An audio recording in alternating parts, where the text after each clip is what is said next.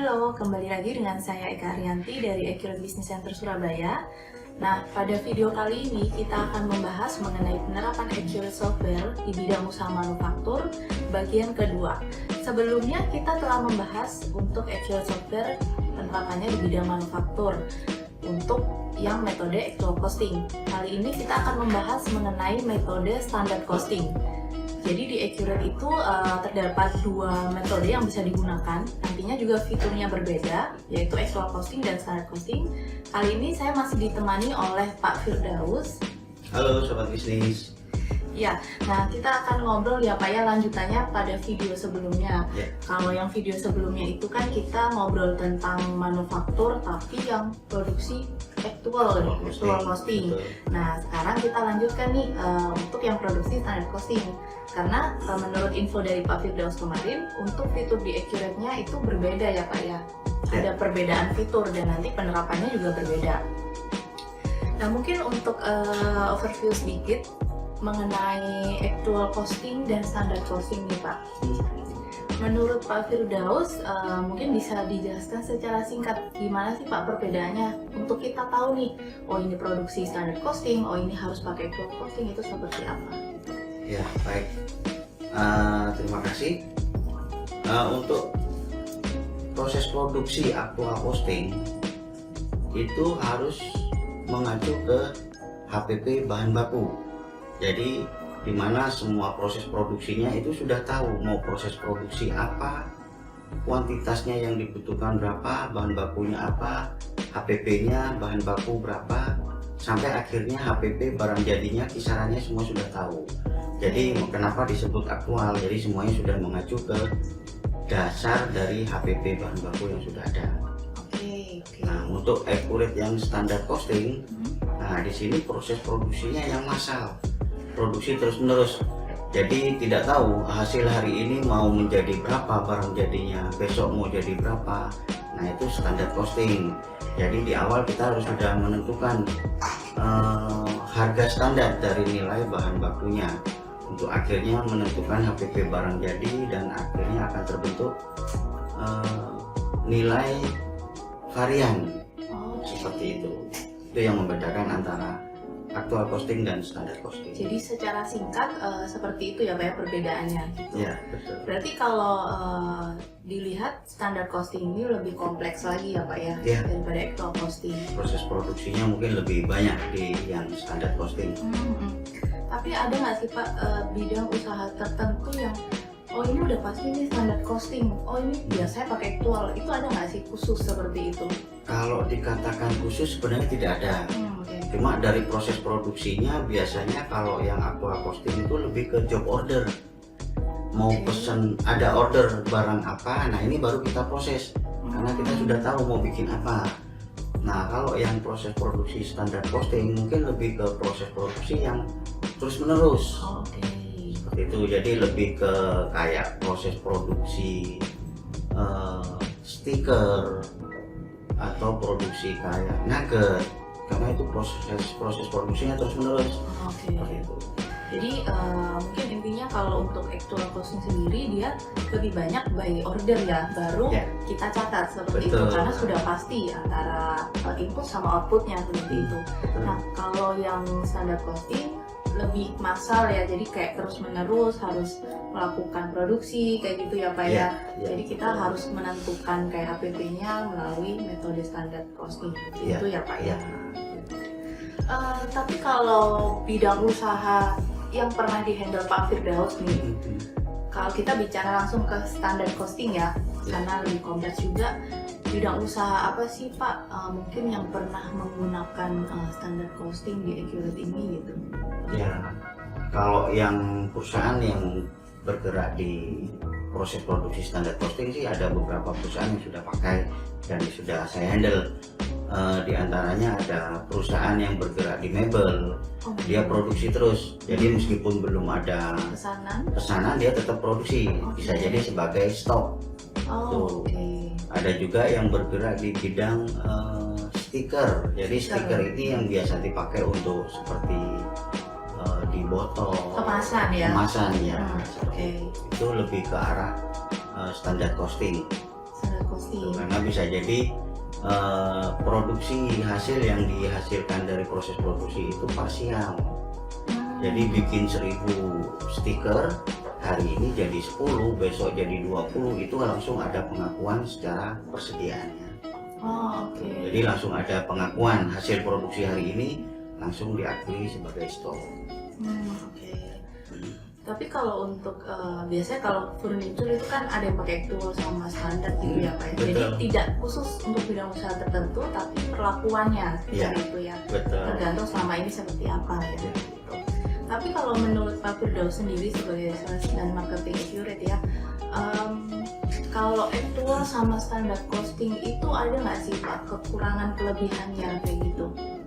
Kalau dilihat dari kekurangan atau kelebihan, sebenarnya sih tergantung dari proses produksi yang diterapkan di perusahaan itu. Oke. Kalau emang itu aktual, tentu saja tidak cocok untuk dipakai di proses produksi standar costing. Nah, kalau proses produksinya standar costing, bisa jadi tidak cocok untuk yang aktual costing gitu sih. Itu apa ya, plus minusnya sih sesuai dengan proses produksi itu aja. Karena memang fiturnya berbeda, jadi kalau misalnya memang kita harus arahkan ya Pak ya. Iya. Actual Iya. ya pakai actual. Betul. Jadi di awal pasti kami arahkan untuk proses produksi di perusahaan ini harus tepatnya pakai yang proses produksi yang mana. Nah, kalau actual kemarin itu kita bahasnya menggunakan fitur job costing ya Pak ya, Ya. job order, Ya. di mana kita memasukkan kayak bahan baku, terus kita finishing menjadi barang jadi gitu. Dalam secara konsep sih untuk actual lebih ini ya Pak ya, lebih simpel seperti itu untuk penginputannya gitu. Ya. Nah, kalau yang standar costing sendiri itu kita ada varian khusus nggak sih Pak dari accurate-nya, baik itu versi desktop ataupun versi online? Ya, untuk proses produksi yang standar costing itu tepatnya dengan accurate yang versi 5 enterprise. Jadi di mana versi 5 enterprise ini terdapat tambahan fitur. Fiturnya yaitu fitur fabrikasi, jadi fitur manufaktur. Jadi fitur manufaktur ini yang lebih detail proses pekerjaan produksinya. Jadi ada modul khusus yaitu modul fabrikasi di accurate versi desktop seperti Betul. itu ya. Nah, mungkin Pak Firdaus bisa sharing untuk modul fabrikasi itu seperti apa Pak? Mungkin bisa tahapannya bagaimana, penjelasannya seperti apa gitu. Silakan Pak. Oke, jadi dari proses produksi yang di standar costing itu hanya ada di accurate versi 5 enterprise. Nah, di mana di versi 5 enterprise ini ada tambahan modul untuk proses manufaktur. Nah, dari alur proses produksi ini ada step-stepnya yang harus disiapkan di awal proses setting database. Jadi pertama harus disiapkan dulu bahan baku. Di mana dengan bahan baku di sini di accurate ada di modul persediaan, dan juga masing-masing bahan atau persediaan yang ada di perusahaan tersebut itu harus di awal sudah disetting apakah itu masuk ke barang dengan tipe persediaan atau tipe bahan jadi atau tipe penunjang atau bahan baku. Jadi di awal sudah disetting tipe persediaannya masing-masing item. Dan kedua mungkin harus dipersiapkan juga biaya-biaya produksi. Jadi karena kan nanti dari proses produksi pasti selain ada item yang dibutuhkan juga ada biaya-biaya. Biaya-biaya langsung hubungannya dengan proses produksi. Nah, dari sana baru kita bentuk namanya BOM, Bill of Material. Jadi Bill of Material di sini kita membentuk formula produknya.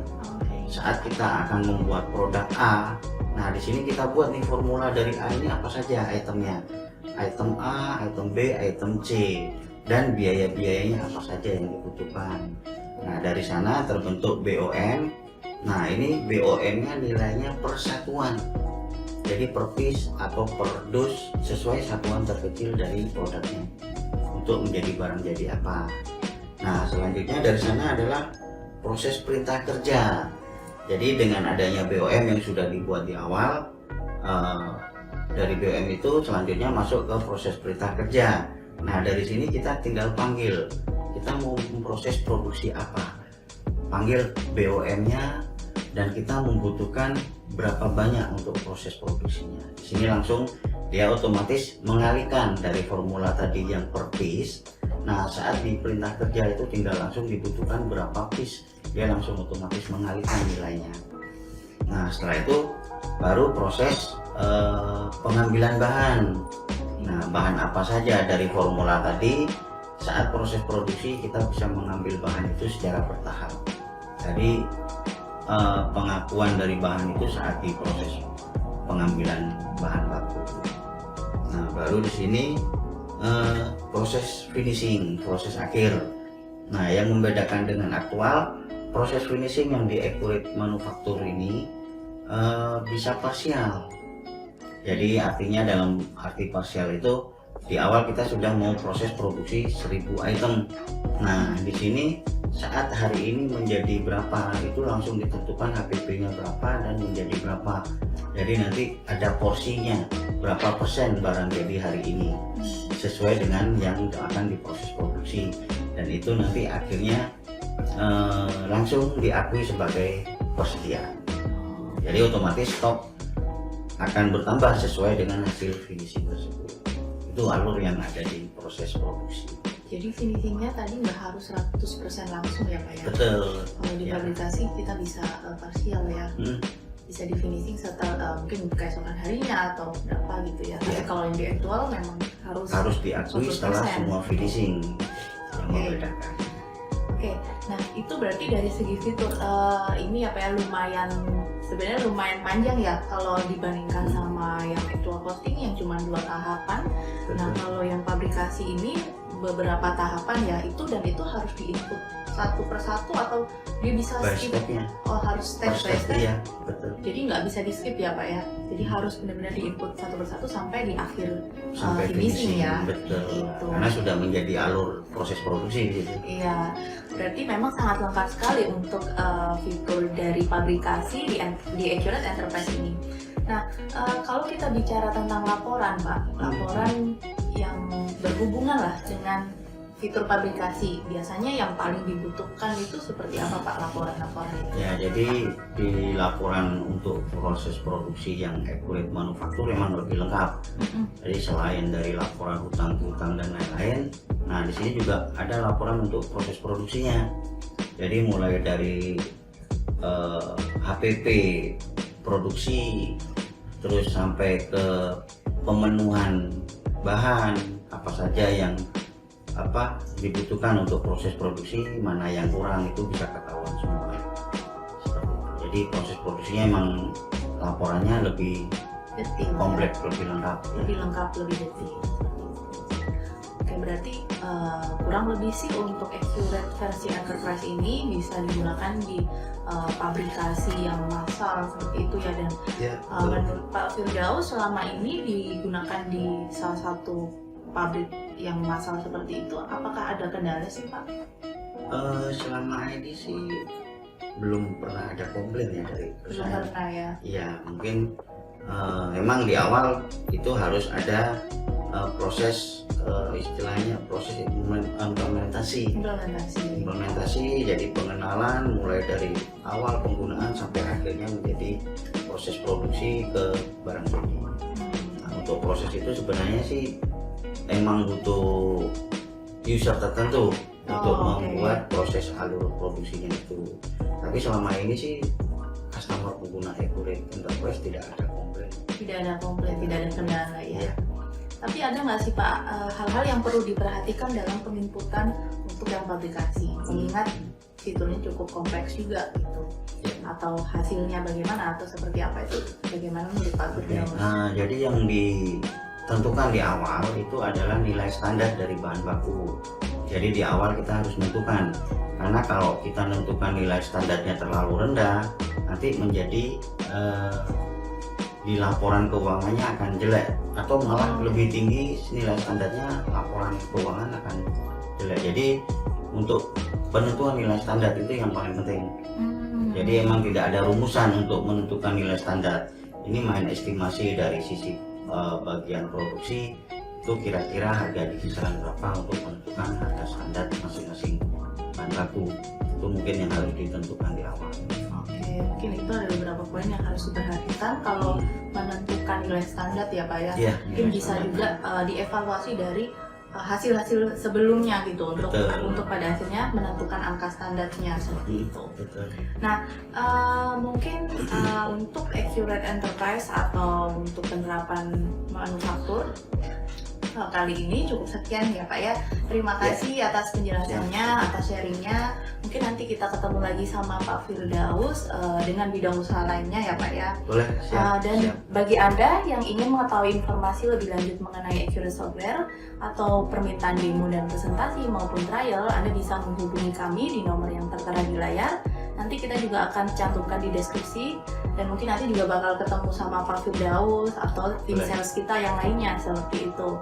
Nah, semoga video ini bermanfaat dan bisa menjadi referensi atau bahan pertimbangan untuk Anda yang sedang mencari software. Terima kasih, sampai jumpa di video berikutnya. Oke, terima kasih.